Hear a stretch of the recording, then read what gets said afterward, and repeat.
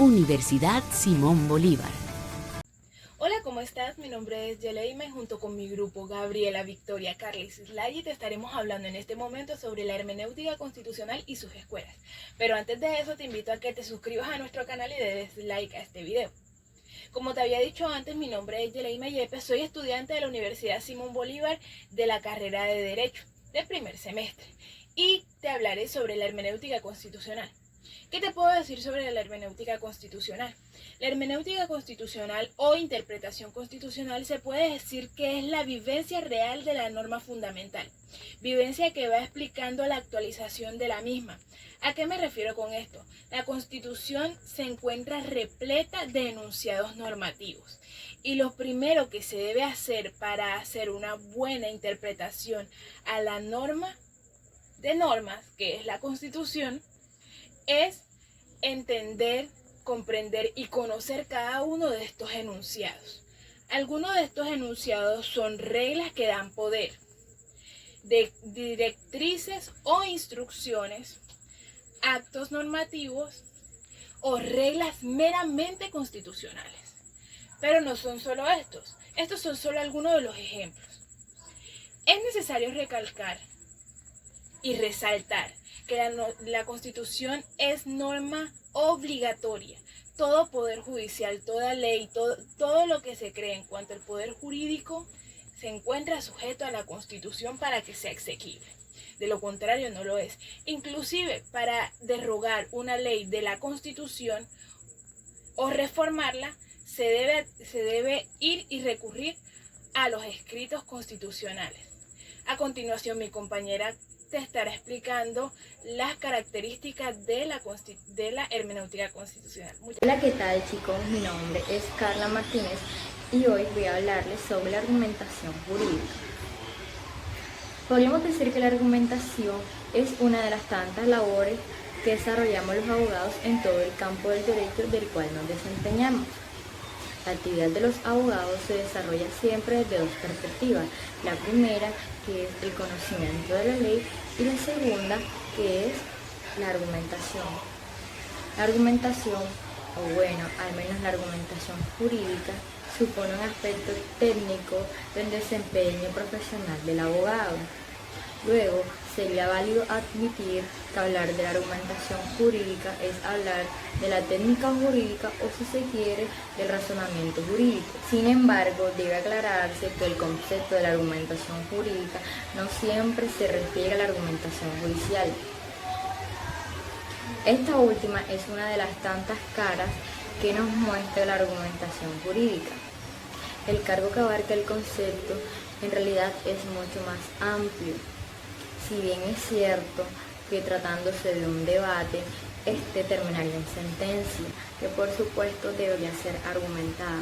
Esta parte, ya como el producto de las argumentaciones de las partes, así entonces la argumentación judicial se observa como un ejercicio de los argumentos que anteceden a la construcción de la sentencia. Decíamos entonces que la argumentación jurídica se presenta como la parte técnica de la labor de los abogados. Esta técnica o ese razonamiento no puede encontrarse desprovisto de fines hacia los cuales dirigirse, pues generalmente parten de construir argumentos conocidos como encadenamiento de enunciados, a partir de los cuales se llega a una decisión. El propósito de la hermenéutica constitucional es mantener la seguridad jurídica y la vigencia del Estado, pues las normas constitucionales constituyen la base del resto del ordenamiento jurídico. La hermenéutica jurídica implica dar un sentido a los preceptos contenidos en toda la ley fundamental. La interpretación constitucional puede llevarse a cabo por los órganos del Estado, en cuyo caso puede ser legislativa, administrativa, judicial, doctrinal y popular. El método constitucional es el modo a seguir para interpretar la Constitución, el cual presupone que toda interpretación se somete a lo establecido en la Constitución. Los jueces preferirán aplicar una norma constitucional frente a cualquier otra en caso de incompatibilidad. La hermenéutica constitucional hace que un fallo valga más lo que interpreta o decide el juez que la propia norma. La hermenéutica constitucional transgrede el Congreso en su libertad de hacer normas. No sirve como medio para crear nuevas normas. Interpreta la Constitución solo en su vigencia y no en su evolución o historia. Las fuentes formales y las fuentes no formales. La importancia de las fuentes formales radica en que contribuyen a crear el conjunto de reglas jurídicas aplicables dentro de la Constitución. Cómo operan son procesos que sirven para la creación de normas como la costumbre, la jurisprudencia y la doctrina. En cambio, las fuentes no formales son razones y hechos sociales que provocan la aparición de una norma y determinan su contenido. ¿Cómo operan? Son aquellos factores políticos, sociales y económicos que contribuyen a la formación del derecho y que deben ser tomados en cuenta por los legisladores para crear normas jurídicas. Teorías. El derecho positivo es el conjunto de normas reconocidas y demandadas aplicadas por una autoridad pública. El origen, el positivismo, es una corriente filosófica jurídica que consiste en que el único derecho válido es el que fue creado por el ser humano. Sus fuentes formales son los procesos de la creación de las normas, que operan mediante la ley, la costumbre, la jurisprudencia y las doctrinas. Sus fuentes no formales tienen un contenido de forma positivas y su aparición opera mediante hechos sociales, políticos y económicos. La implantación de su ley se debe a que se debe analizar el punto de vista vigente y puro de la ley y no debe involucrarse un análisis ni nada extremo a la ley. Es una teoría del derecho positivo que procura qué es y cómo se forma el derecho. El origen es que Kelsen publicó la obra en 1934 en francés y posteriormente publicó la edición alemana. Sus fuentes ayudan a la consideración de qué es el derecho positivo que define Kelsen. Operan mediante la ley y la costumbre. Sus fuentes no formales constituyen a complementar los estudios de Kelsen en la acogida de una nueva constitución por la revolución y los hechos sociales ilícitos.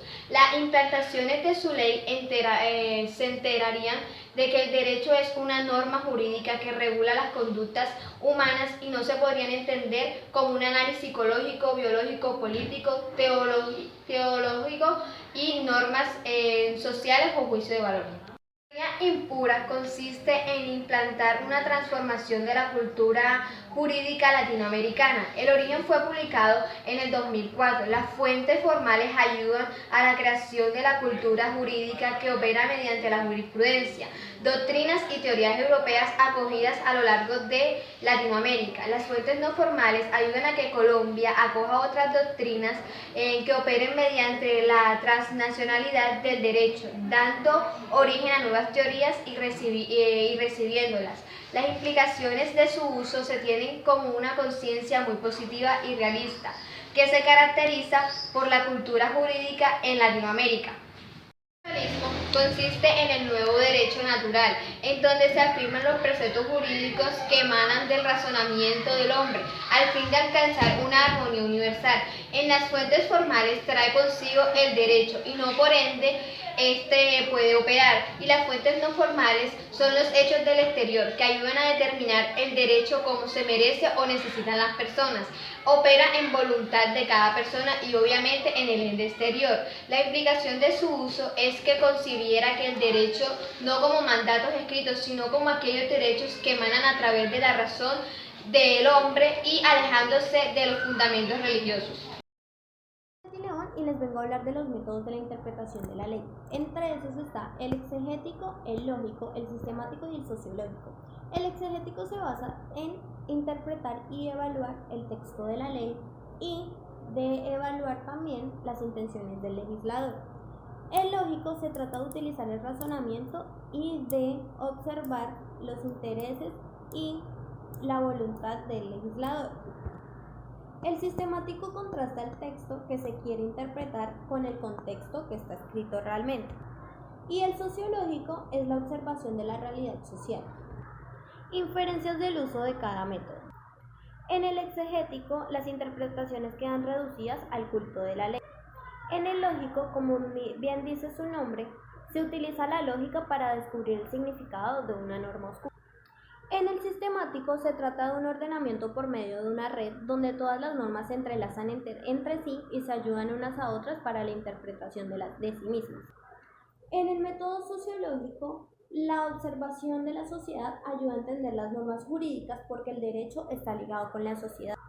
Implicaciones del uso de cada método. En el método exegético se indaga solamente lo que está escrito en la ley. En el método lógico, en la interpretación se verá unida tanto la expresión como el pensamiento. En el método sistemático, para entender la interpretación de una ley hay que relacionarlas con las demás.